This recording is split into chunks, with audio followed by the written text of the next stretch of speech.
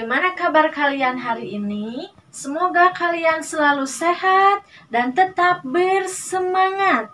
Baiklah, hari ini kita akan belajar di tema 5, subtema 1, pembelajaran 1. Setiap orang memiliki pengalaman. Pengalaman dapat diperoleh di mana saja, seperti di rumah, sekolah, dan tempat bermain. Pengalaman juga dapat diperoleh di tempat wisata. Pengalaman Benny di rumah bekerja bersama keluarga. Benny dan keluarga bekerja membersihkan kebun bunga. Benny di sekolah pernah menang lomba. Benny menang lomba baca puisi. Benny juga berpengalaman di tempat bermain. Pengalaman bermain galah asin. Galah asin dilakukan di lapangan. Benny berpengalaman juga di tempat wisata. Benny pernah pergi ke Raja Ampat.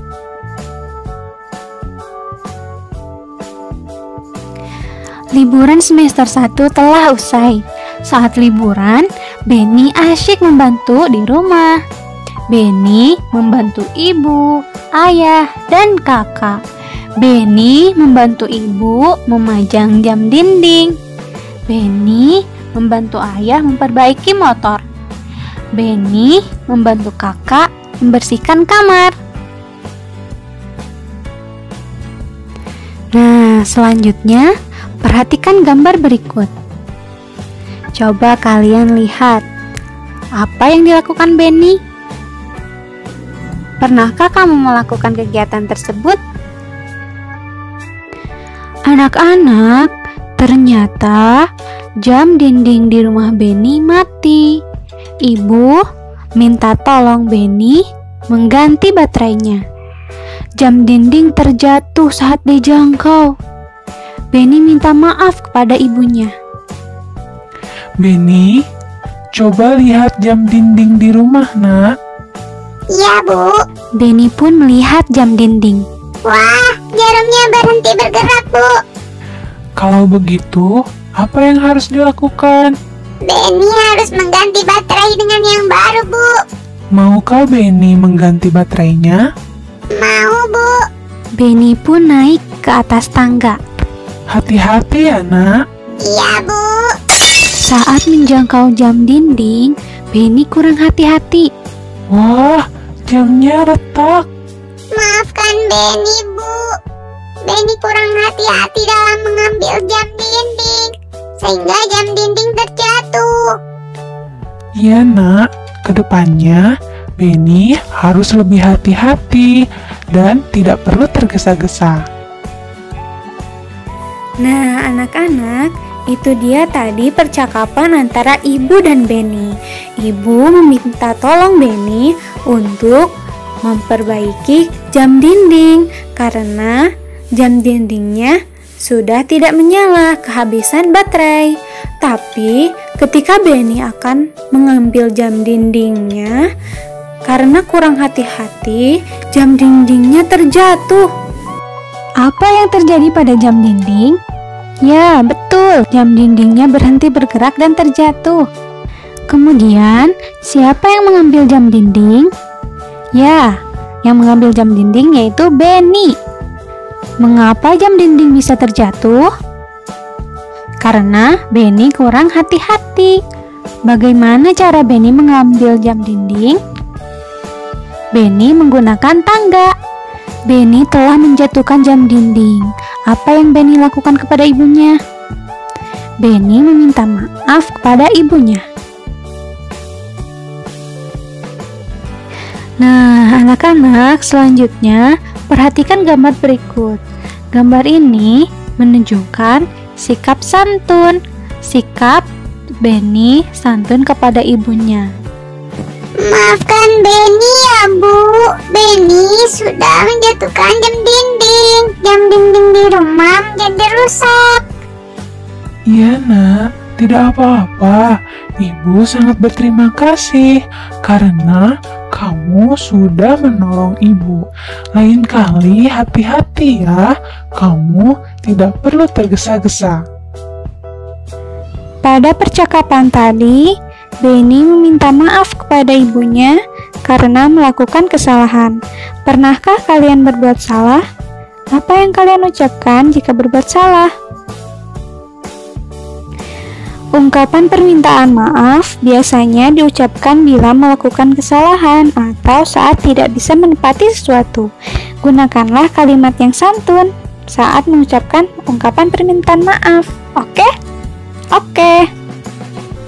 Nah, setiap kalimat permintaan maaf terdapat makna tujuannya. Yuk kita pelajari tentang makna kalimat permintaan maaf.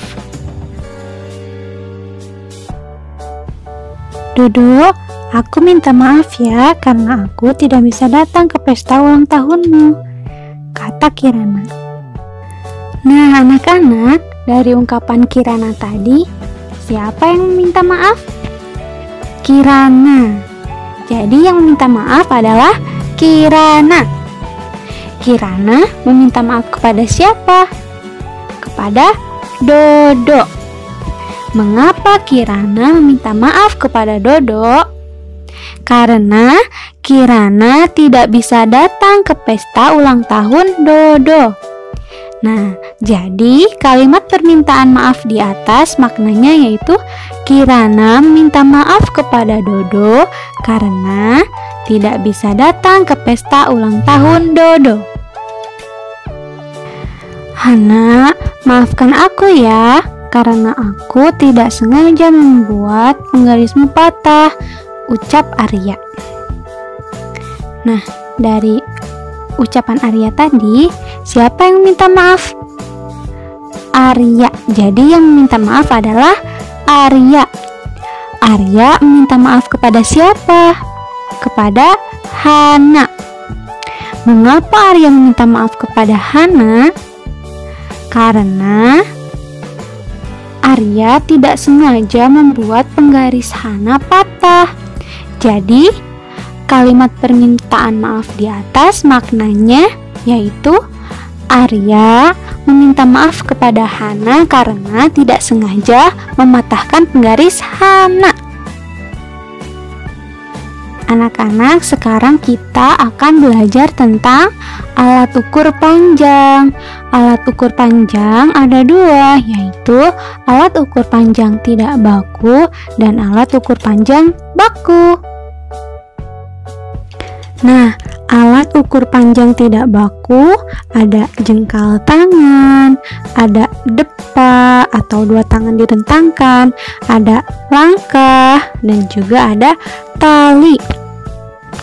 Nah, alat ukur panjang ini disebut dengan alat ukur panjang tidak baku karena jengkal tangan, depa, langkah juga tali yang dimiliki seseorang itu berbeda-beda.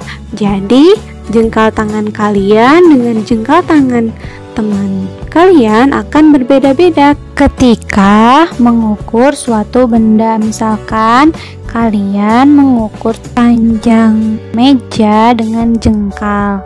Meja diukur dengan tangan Hana hanya 4 jengkal, sedangkan diukur dengan tangannya Dodo berjumlah 5 jengkal. Ini berarti tangan Hana lebih kecil dibandingkan tangan Dodo. Selanjutnya yaitu alat ukur panjang baku. Di antaranya yaitu penggaris, meteran roll kecil, meteran pita, meteran roll besar. Benny teringat tugas dari gurunya. Tugasnya mengukur panjang benda yang ada di rumah. Benny ingin mengukur panjang jam dinding. Berapakah panjang jam dinding ini? Sebutkan alat yang digunakan untuk mengukurnya. Nah, alat yang digunakan untuk mengukurnya adalah penggaris. Penggaris disebut juga mistar. Pernahkah kamu menggunakan penggaris? Sebutkan benda yang pernah diukur dengan penggaris. Sebutkan juga satuan ukuran yang ada di penggaris. Oke? Bu, apakah nama satuan pada penggaris? Benny lupa nama satuannya, tanya Benny kepada ibunya. Satuan ukuran pada penggaris adalah sentimeter. Sentimeter disingkat menjadi cm, jawab ibu. Nah, anak-anak, jadi satuan ukuran pada penggaris adalah sentimeter atau disingkat menjadi cm. Nah, kemudian Benny bertanya kepada ibunya cara menggunakan penggaris. Bagaimana cara menggunakannya, Bu? Tanya Benny. Ibu menjawab, cara menggunakannya adalah sebagai berikut. Ukur benda dimulai dari angka 0. Angka 0 pada penggaris harus lurus dengan pangkal benda. Oh begitu, terima kasih Bu, jawab Benny. Nah, jadi cara menggunakan penggaris dalam mengukur benda yaitu kalian sejajarkan penggaris dengan benda yang akan diukur. Usahakan angka 0 itu berada di pangkal benda yang akan kalian ukur. Kemudian untuk melihat hasilnya, kalian lihat ujung dari benda tersebut menunjukkan di angka berapa. Misalkan jam dinding itu misalnya ujungnya berada di titik 11, berarti jam dinding tersebut panjangnya 11 cm. Nah, anak-anak, sekarang kita akan menandai gambar mana saja yang bisa diukur menggunakan penggaris. Oke, kita mulai dari nomor 1 ya. Coba perhatikan gambar di nomor 1 itu apa? Kotak tisu, betul. Nah, jadi nomor 1 kotak tisu bisa diukur dengan penggaris atau tidak? Bisa, betul sekali. Jadi nomor 1 diberi centang. Nah, selanjutnya yaitu nomor 2. Di nomor 2 ada gambar pintu. Ya, nomor 2 adalah gambar pintu. Apakah pintu bisa diukur dengan penggaris? Bisa tidak? Tidak ya, karena terlalu kecil. Jadi bisa digunakan dengan meteran roll kecil untuk mengukur pintu. Jadi nomor 2 tidak ya. Sekarang nomor 3, meja. Apakah meja bisa diukur dengan penggaris? Jawabannya adalah bisa. Jadi nomor 3 diberi tanda centang. Sekarang nomor 4. Coba itu ada apa? Tangga, gambar tangga. Apakah tangga bisa diukur dengan penggaris? Jawabannya adalah tidak. Tangga harus diukur dengan meteran roll kecil ataupun roll besar. Ya, sekarang nomor 5, lihat itu gambar apa ya? Gambar figura. Ya, gambar figura dan foto. Apakah bisa diukur dengan penggaris? Jawabannya adalah bisa. Kita beri tanda centang ya. Yang terakhir, akuarium. Apakah bisa diukur dengan penggaris? Jawabannya bisa. Berikan tanda centang. Nah, anak-anak, sekarang kita akan bernyanyi lagu Pelangi-Pelangi. Oke? 1, 2, 3. Pelangi-pelangi, alangkah indahmu, merah, kuning, hijau, di langit yang biru. Pelukismu agung, siapa gerangan, pelangi-pelangi, ciptaan Tuhan. Nah, anak-anak, dalam lagu itu ada yang bunyi panjang dan ada yang bunyi pendek. Bunyi panjang contohnya seperti ini. Pelangi-pelangi. Nah, pelangi, tangi. Ini itu adalah berarti bunyi panjang karena kita agak lama dalam menyanyikannya atau dalam menyuarakannya. Kemudian bunyi pendek yang mana saja sih? Misalkan pelangi, pelangi. Nah, itu pendek-pendek ya. Jadi na na na na na na. Jadi pas na na na na na, na itu pendek-pendek ya. Pas na na na na na na, pas na berarti itu bunyi panjang. Nah, sekarang kita tandai yuk, garis bawahi yang bunyi panjang dengan garis merah dan yang bunyi pendek dengan garis biru. Oke? Oke. Nah, ini sudah kita garis bawahi.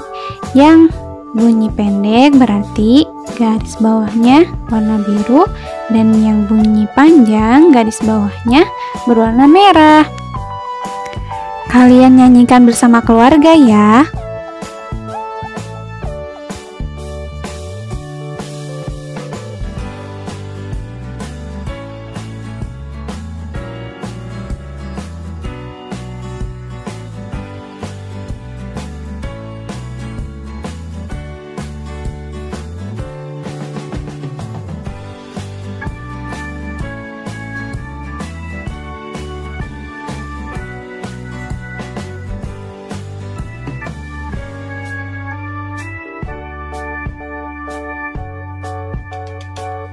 Nah, ini kegiatan bersama orang tua ya. Kalian lakukan bersama orang tua di rumah. Oke? Oke. Nah, anak-anak, alhamdulillah hari ini kita sudah belajar banyak hal. Apa saja sih? Kita sudah belajar tentang ungkapan permintaan maaf, kita sudah belajar tentang mengukur benda, kita juga sudah belajar tentang bunyi panjang dan bunyi pendek dalam lagu. Nah, untuk kali ini cukup sekian ya. Terima kasih. Mohon maaf apabila ada kesalahan. Wassalamualaikum warahmatullahi wabarakatuh.